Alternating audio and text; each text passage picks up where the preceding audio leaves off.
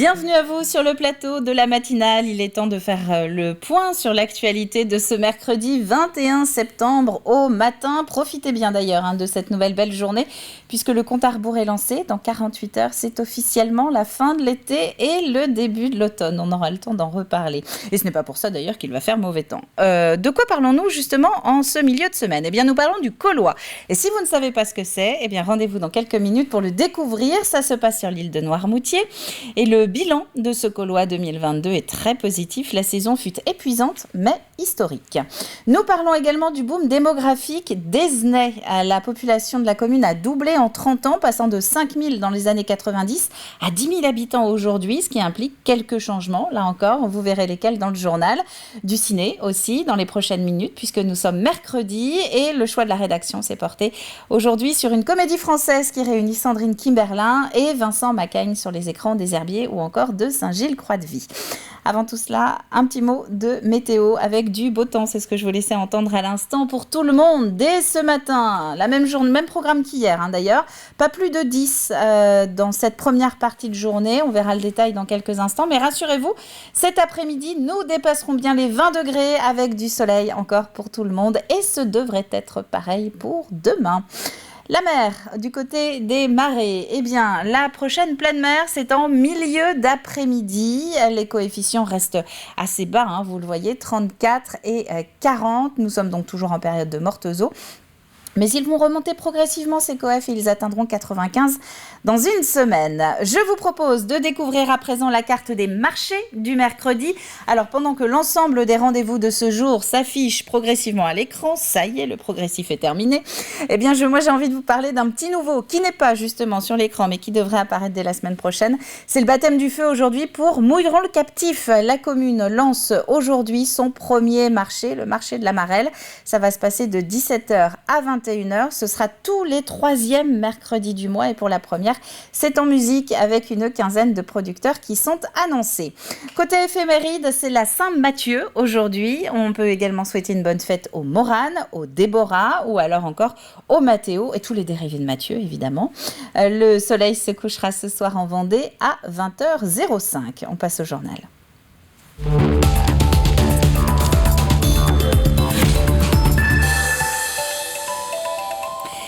Et nous commençons avec cette période très particulière, période qui se tient actuellement sur l'île de Noirmoutier et qui est très caractéristique du territoire aussi. Nous sommes en plein Caulois. Alors le Caulois, c'est ce moment où les sauniers de l'île convoient toute leur production de sel de l'année vers la coopérative.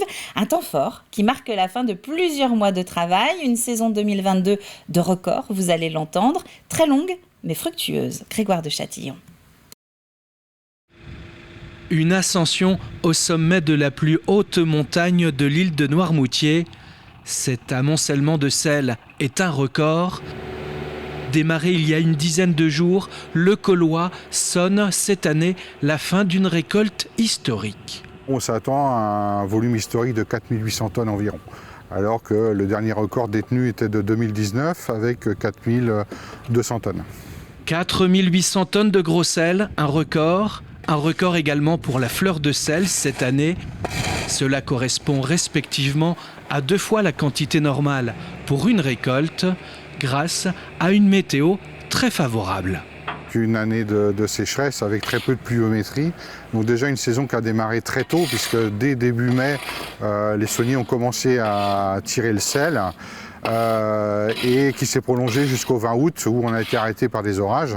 Donc quasi 2 mois et demi, 3 mois et demi non-stop de production avec tous les éléments favorables, du vent, de la chaleur et du soleil. Une météo éprouvante aussi pour les producteurs de sel. Nous sommes dans le marais salant d'Isabelle, saunière à Noirmoutier depuis 40 ans. C'est une saison très particulière, on a tous ressenti de la difficulté parce que le marais, l'argile n'a pas l'habitude d'avoir aussi chaud. Et donc on sentait que le marais était un petit peu en souffrance, on était obligé de travailler dur, le sel grossissait pas, on a eu des périodes assez exigeantes et du coup c'est une très bonne saison au niveau de la récolte, mais physiquement on a tous un peu souffert et les marais aussi. Le Caulois est un moment fort pour ces paysans du sel, un moment convivial aussi où chacun des sauniers aide son voisin pour le ramassage. Ils sont 92 producteurs de sel à vivre de l'or blanc sur l'île de Noirmoutier.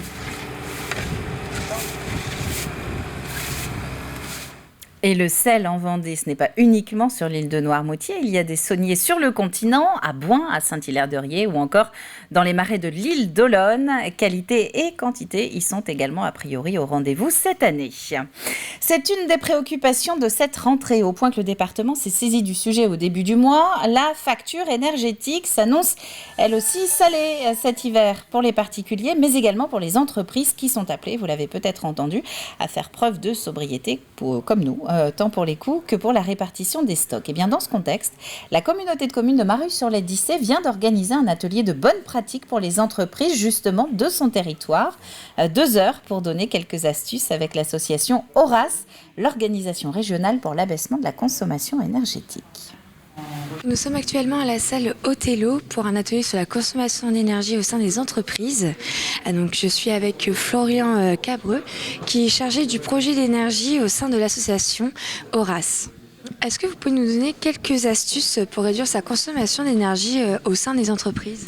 Alors tout d'abord, dans les entreprises, ce qu'il faut savoir, c'est que les consommations sont la plupart du temps assez complexes et il faut d'abord commencer par savoir qui consomme quoi un petit peu dans l'entreprise, que par exemple dans une entreprise qui va être plus industrielle, on va avoir des consommations qui vont être complexes entre le process, le chauffage, l'éclairage, l'air comprimé, des choses un petit peu compliquées. Et du coup, dans un premier temps, il faut vraiment savoir où partent les consommations de l'entreprise. C'est vraiment une des premières choses à faire pour pouvoir après se dire, quelles actions je vais pouvoir mettre en place et les prioriser en fonction de ce qui consomme le plus dans l'entreprise.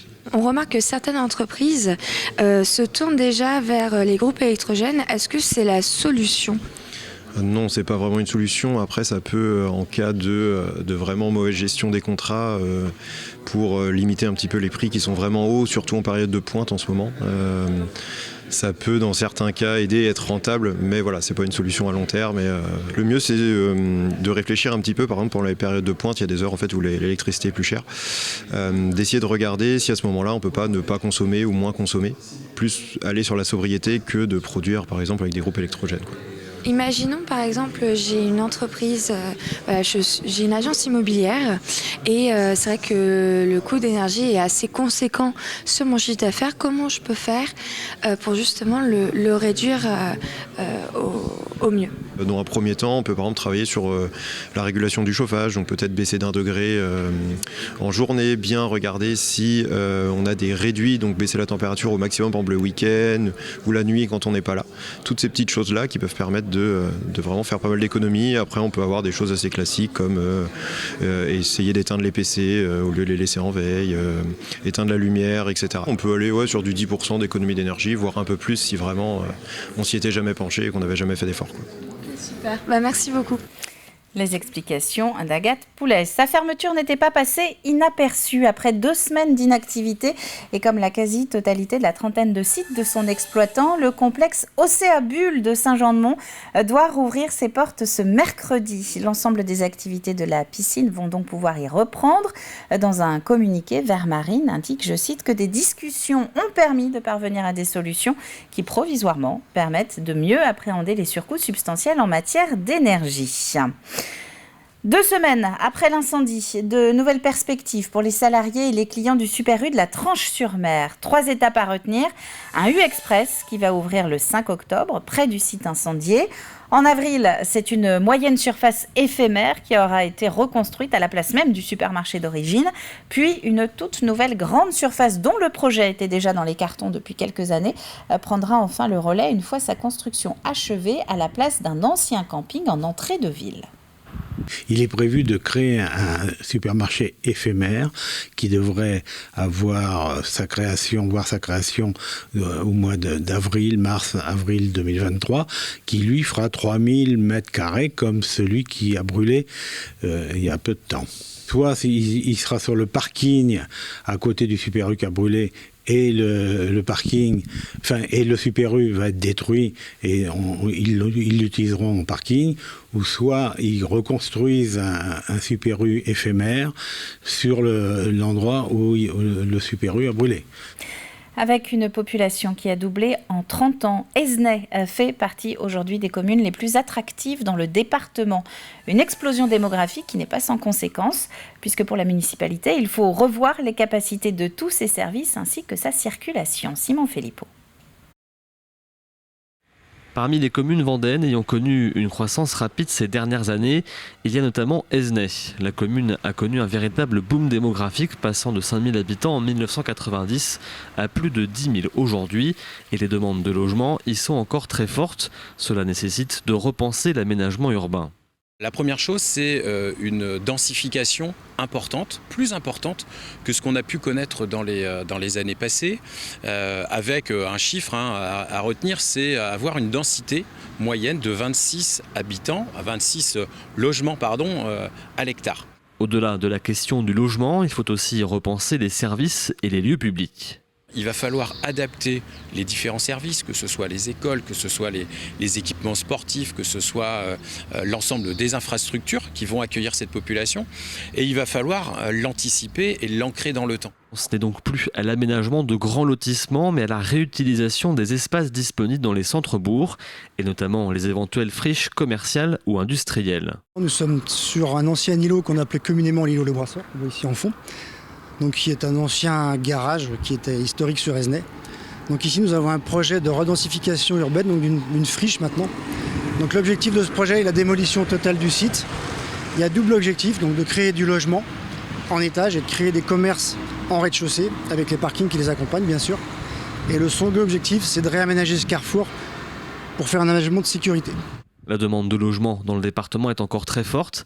Un défi à relever pour les communes vendéennes, réussir à répondre à la demande sans rogner sur les terres agricoles et les zones naturelles. Depuis lundi, c'est la 2e édition de la Semaine des Diversités, un événement du centre LGBT de Vendée. Plusieurs rendez-vous sont au programme, comme une exposition photo au ciel à La Roche-sur-Yon, comme vous pouvez le voir sur ces images.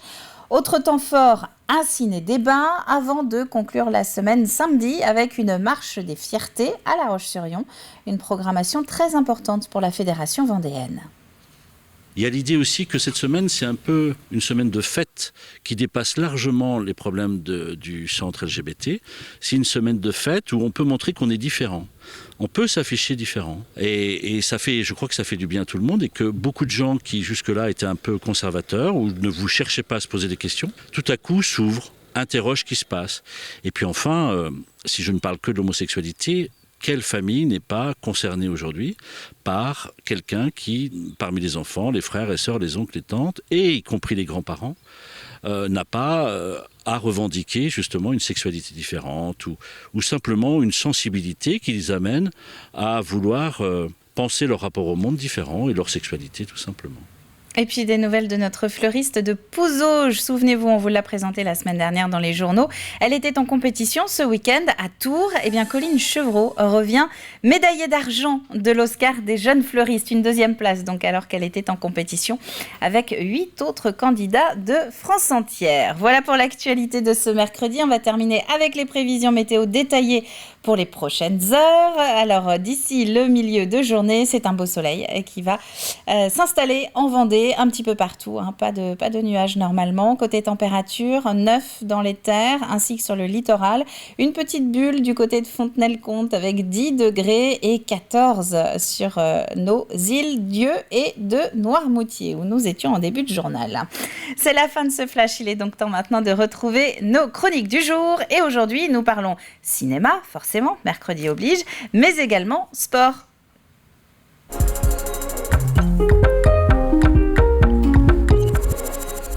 Et oui, sport, puisque notre Plus Info s'intéresse aujourd'hui au sport scolaire. Vos ados sont peut-être partis avec leur sac justement aujourd'hui et leur basket, puisque ce 21 septembre est marqué par la Journée nationale du sport scolaire, la fameuse journée UNSS, pour découvrir toutes les disciplines disponibles. Eh bien, quelques explications sur le principe avec le collège Solzhenitsyn d'Esnay, qui a pris un peu d'avance en l'organisant dès mercredi dernier.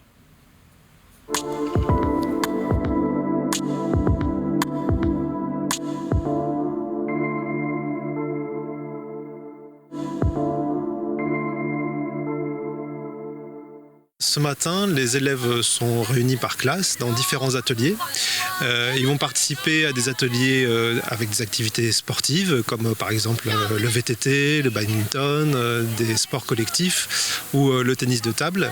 Mais également, ils vont être pris en charge par notre infirmière qui va animer un atelier sur l'alimentation, l'hygiène de vie en général. Et puis on va aussi leur présenter le fonctionnement de l'AS, l'association sportive, pour leur présenter les différentes activités, son mode de fonctionnement et puis inciter les élèves à participer à ces activités pour tout simplement faire du sport. Il y a à peu près 6 activités. Les élèves vont tourner chaque demi-heure, 3/4 d'heure pour participer à toutes les activités qui sont animées par les professeurs de PS. On peut se rendre compte que voilà, certains élèves sont déjà très à l'aise dans certains sports et au contraire, d'autres vont totalement découvrir l'activité. C'est aussi le but de la matinée.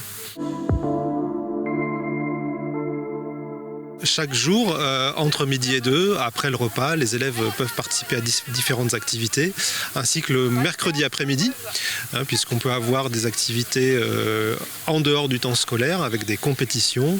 Il y a plus d'une centaine d'élèves qui participent à l'association sportive qui est assez dynamique dans l'établissement. Donc là, moi je gère l'association sportive badminton, donc nos élèves sont en train de découvrir l'AS badminton avec, en faisant le maximum d'échanges pour pouvoir ensuite faire les matchs quand ils viendront à l'AS. Pour simplifier les choses, je ne leur explique pas les règles, je l'essaye qu'ils fassent le maximum d'échanges, qu'ils se débrouillent un petit peu en autonomie. Ils sont par groupe de 4, donc ils vont varier les partenaires. On est sur des partenariats, du partenariat. Là, les règles, pour eux, certains n'ont jamais touché une raquette, ça serait pas adapté de leur proposer les règles et leur faire des matchs, on perdrait du temps, on n'a qu'une demi-heure sur chaque atelier. Donc le but, c'est qu'ils découvrent l'activité eux-mêmes en faisant des échanges et que ça se passe bien et qu'ils aient envie de revenir le vendredi. On fait en sorte de les mettre en réussite et d'où l'atelier jonglage qu'on a vu tout à l'heure qui permet un petit travail individuel de familiarisation et puis après pour ceux qui veulent on débouche sur des matchs. Et ça c'est notre travail effectivement de les encadrer, de les motiver, de leur apprendre les règles, voilà.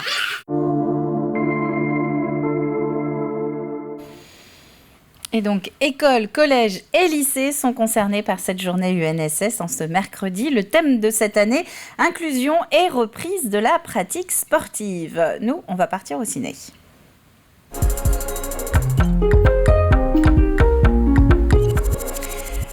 Alors, je vous vois venir pour la transition. Ce n'est pas forcément l'activité la plus sportive que d'aller au cinéma, même s'il paraît qu'on peut brûler jusqu'à 180 calories devant un bon film d'horreur. Eh oui, tout ça pour dire que le coup de cœur ciné de la semaine n'a rien d'angoissant. Vous allez le voir dans quelques instants. C'est plutôt une comédie romantique française, avec notamment Sandrine Kiberlin, qui incarne une mère célibataire qui entame une relation secrète avec un homme marié. Regardez.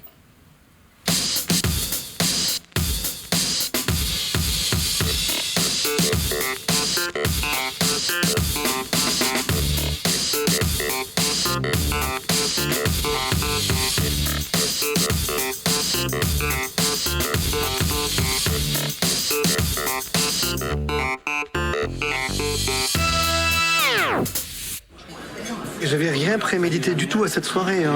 Ça faisait bien longtemps que j'avais pas embrassé une autre femme. On va boire un verre ou deux, mais je ressens une envie irrésistible de faire l'amour avec toi. Voilà, ça va vite là. J'ai pourtant tout bien fait comme il faut. J'ai parlé de ma femme, de mes enfants, et que j'étais sans doute pas à bon plan. Ah non, ça tu me l'as pas dit. C'est simple. On ressent une attirance l'un pour l'autre. On se plaît, on fait pas de plan sur la comète. Arrête avec cette idée de tromper ta femme. Tu l'aimes? Ah bah oui. Bah voilà, donc ça veut dire que tu la trompes pas. Nous, on se voit pour d'autres choses. On va profiter du temps qui nous reste. On va se faire du bien, sans penser au futur. Tu veux prendre une douche avec moi? Non, je veux garder ton odeur.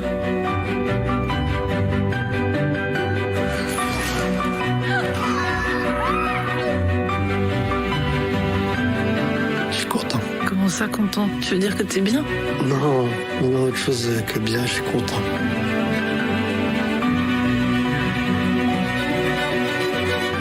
toi? Non. Bah, tu pourrais l'être, hein, c'était bien. Ce que je veux dire, c'est que je suis content de vivre ce que je vis là. Même si on ne fait rien, pour moi, te voir, c'est déjà sexuel. Chronique d'une liaison passagère, c'est à retrouver au Concorde à La Roche-sur-Yon, au Grand Palace du côté des Sables d'Olonne, au Cinémarine à Saint-Gilles-Croix-de-Vie ou encore au Grand Luxe, le cinéma des Herbiers. On va regarder maintenant le programme de TV Vendée.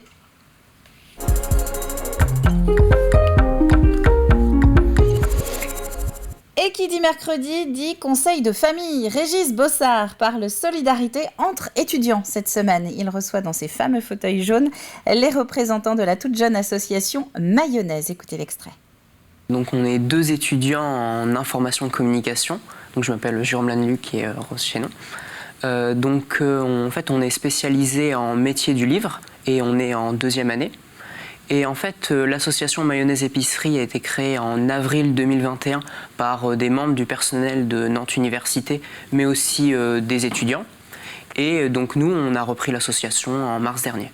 D'accord. Alors c'est quoi cette association? Qu'est-ce que vous avez mis en place?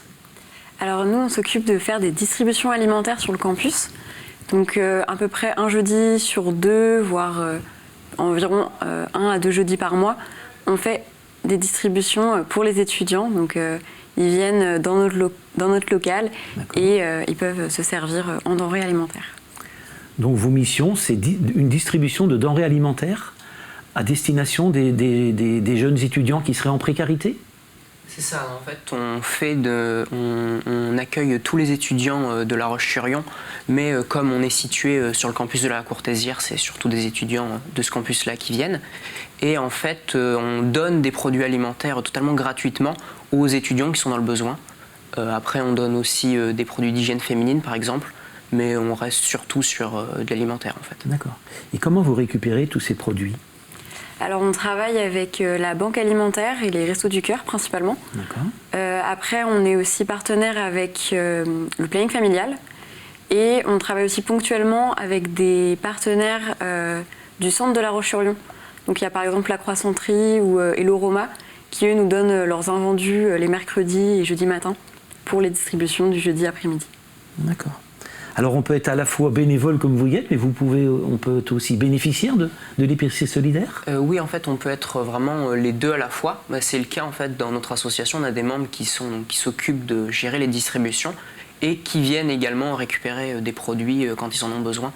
Donc il y a vraiment, en fait, on peut vraiment faire les deux. Et puis même souvent, on demande à des étudiants de venir nous aider en tant que bénévoles, alors qu'ils étaient bénéficiaires et ils peuvent toujours continuer à être les deux en même temps. C'est tout à fait possible. D'accord.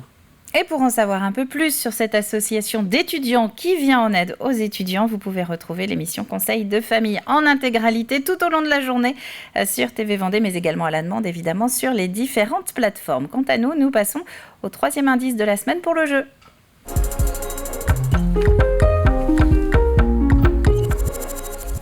Un jeu qui va vous permettre cette semaine d'aller à la découverte ou redécouverte de Nature Zoo à Mervan. Il suffit pour cela. Et oui, comment on fait ? Eh bien, il suffit pour cela de m'envoyer la bonne réponse à la question suivante. À quoi fait référence la valise sculpture de l'artiste Hervé Guyot qui a été présentée à Mareuil-sur-l'Odyssée il y a quelques jours ? On va la voir apparaître. La voici qui commence à apparaître. Elle fait référence à un épisode de l'histoire de France bien précis. Vous allez avoir un indice dans quelques instants, mais je vous répète, voilà l'indice, que ce n'est pas la Seconde Guerre mondiale la réponse. Voilà, on attend quelque chose d'encore plus précis. Indice du jour, la vie de 260 000 Français bascule à ce moment-là. Et donc à la clé, l'un d'entre vous repartira avec une place adulte, une place enfant pour cette fin de saison à Nature Zoo de Mervan à utiliser donc avant la fermeture prévue le 14 novembre. Je profite de la minute qui reste avant de vous dire au revoir proprement et gentiment.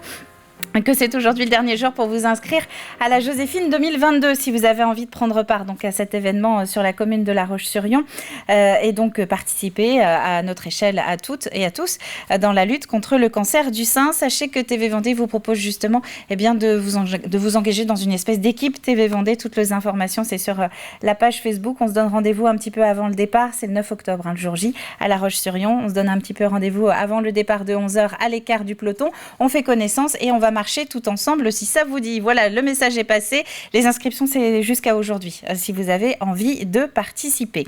Là-dessus, c'est donc la fin de cette matinale. Merci à vous de l'avoir suivi une nouvelle fois. On se retrouve demain matin dès 7h. Vous avez bien suivi. Ce sera en direct et dans la bonne humeur et sous le soleil. D'ici là, très bon mercredi à vous tous et à demain.